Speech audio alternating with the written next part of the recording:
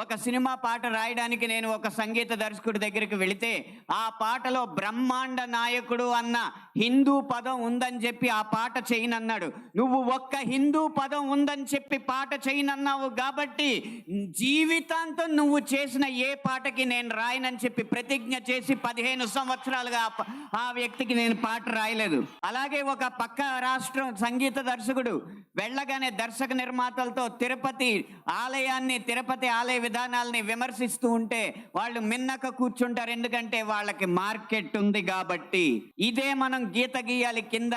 Cinema అనేది నేను ముందు చెప్పినట్టు వ్యాపారాత్మకమైన కళాత్మకమైన వ్యాపారం కాబట్టి ఆ వ్యాపారాన్ని సినిమాకి లేకుండా చెయ్యాలంటే హిందూ ధర్మాన్ని హననం చేసే సినిమాలని, హిందూ ధర్మంపై దాడి చేసే సినిమాలని ప్రభుత్వం బహిష్కరించకంటే ముందు మనం తిరస్కరించాలి.